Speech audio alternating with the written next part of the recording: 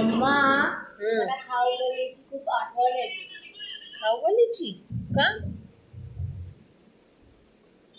का खावायचं मन काय खायचंय? पावभाजी ना. मग फ्रँकी, नाही. मग चाट पापडी. हे चला बनवूया. मुलांना घरात ना किती छान पदार्थ करून खायला घाला तरी मुलांना ना खाऊगल्लीची आठवण ही येतेच. आणि खाऊगल्लीमध्ये मिळणाऱ्या सगळ्या वस्तू म्हणजे ज्या आहेत ना शक्यतो ते मी घरातच मुलांना बनवून देते. तर आज चाटपापडी खायचा मूड झाला होता माझा पण, मिस्टरांचा पण आणि मुलांचा पण. तर मी ते चाटपापडी करण्यासाठी ना पापड्या घरातच करून घेतल्या. त्याच्यासाठी मी मैद्याचं पीठ घेतलं आणि याच्यात ना आधी तेल टाकायचं होतं ते मी विसरले म्हणून मी आत्ता टाकलं. आणि आपलं पीठ मळतो ना तसं साधारण पीठ मळायचं आपलं, काही टेन्शन नाही. आणि त्याच्यामध्ये थोडंसं ओवा टाकायचा मळताना, असं साधारणच पीठ मळून घ्यायचं मस्तपैकी आणि थोडा वेळ झाकून ठेवायचं असंच. आणखी नंतर मी घेते तिथं बटाटे बॉईल करायला. पण तुम्हाला खरं सांगते, बटाटे ना मी आणलेतच कधी म्हणजे आत्ताच आणले तर लगेच त्याला मुळं येतात. आणि असे बटाट्यांचं हालत बघून मला खूप वाईट वाटतं की असं वाटतं काय पण काय करणार, फेकून तर नाही टाकू शकत ना, त्यामुळे तर करावे तर लागताच. इथं छोट्याशा कुकरमध्ये मी ना बटाटेवरती बॉईल करायला ठेवले होते आणि म्हटलं मस्त निवांत खाली बसून पापड्या लाटाव्यात. कारण एरवी तर मी किचनवर अशी चपात्या लाटते आणि आता कसं म्हणतं होईल बटाटे शिजतात तोपर्यंत आपण मस्तपैकी पापड्या इथं लाटून घेऊया. आणि तुम्हाला दाखवता पण येईल मला.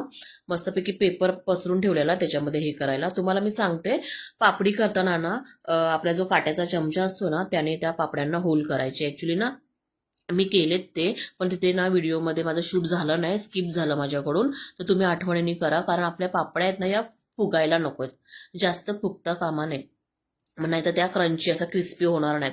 आणि कापायच्या कशा शंकरपाळ्या कापतो तशाच, पण ते मोठ्या पाहिजेत जरा, जेणेकरून आपण त्याच्यावर सगळं कांदा बटाटा वगैरे आपण ते सगळं चाट पापडीचं टाकणार आहे ना ते सगळं बसलं पाहिजे त्याच्यावर. आणि तर मस्तपैकी मी तर कढईमध्ये फ्राय करून घेतलेलं आहे. तुम्ही बघू शकता की माझ्या कढईमध्ये तेल थोडंसं कमी आहे, कारण ते काय झालं होतं माहितीये का, मला तर नवीनच डबा आणला होता तेलाचा, ते मला उघडायला एवढा कंटाळा आला होता ना, तर मी होतं त्याच तेलामध्ये फ्राय केल्या. आणि तुम्हाला मी सांगते, चटणी आणि जी गोड चटणी असते आपली हिरवी चटणी असते ती मी घरात नाही बनवली, कारण तुम्हाला सांगते त्याच्या जुगाड मी कुठे केला, पाणीपुरीवाल्याकडे जाऊन. जर आपल्याला फ्रीमध्ये भेटत असेल तर आपण कशाला आणायचं आणि हे करायचं, त्यामुळे पटकन जाऊन मी आणली. आणि इथं दही आणलं होतं मी, जेव्हा मी मुलांच्या शाळेची तयारी करायला गेले होते ना तेव्हा मी दहीचा एक डबा घेतला होता. इथं एक स्टीलचं माझ्याकडे असं भांड म्हणजे वाडगं आहे, त्याच्यामध्ये मी दही टाकलं. आणि तुम्हाला एक सांगते, कधी पण आपण दही पण जर खात असलं ना एरवी घरात, तर त्याच्यामध्ये थोडंसं मीठ टाका, ते दही एवढं छान लागतं ना, मस्त लागतं एकदम. हे ना मी ब्लेंडरनी मस्तपैकी दह्याला हे करून घेतलं. अगर तुमच्याकडे असो या नसो, रवीनी करा, चमच्यानी करा, कशाने केलं तरी चालतं. आणि थोडा वेळ ना मी थंड होण्यासाठी ना ते म्हणजे फ्रीजरमध्ये वरती ठेवलं होतं.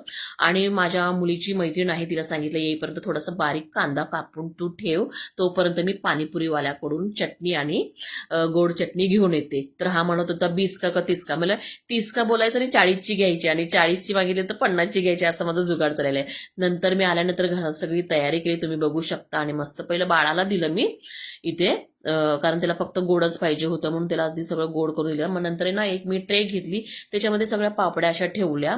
आणखी त्याच्यानंतर शिजलेला बटाटा टाकला, आणखी त्याच्यानंतर मी टाकलं दही, त्याच्यानंतर गोड चटणी, सगळं जे आपलं आहे आपल्या जवळ ना ते सगळं टाकायचं. आणि मस्तपैकी ते काय होतं, मिस्टर पण घरी असतात, आता मुलांची पण शाळा चालू व्हायची आहे, आणि म्हटलं चला बेत करून टाकूया. आणि मिस्टर घरी असले ना का मी नेहमीच असं काही ना काहीतरी डिशेस असे बनवते, म्हणजे त्यांना पण असं म्हणजे बरं वाटतं. कारण बाहेरचं शक्यतो मी टाळते मुलांना देण्यासाठी, आणि बनवते. अहो या सगळ्या गोष्टी करण्यासाठी थोडासा त्रास होतो, पण मज्जा पण येते. आपले सगळं कुटुंब फॅमिली मेंबर एकत्र येतात आणि मुलं पण येतात, एन्जॉय करून आपण खातो आणि छान वाटतं असं एकदम. आणि माझ्या शॉकिंग सीमा चॅनेलला नक्की लाईक करा, फॉलो पण करा, सबस्क्राईब पण करा. व्हिडिओ आवडला तर लाईक करा, जास्त आवडला तर सबस्क्राईब करा, ठीक आहे. आणि इथे आम्ही सगळेजण बसलो, तुम्ही या शेवपुरी खायला.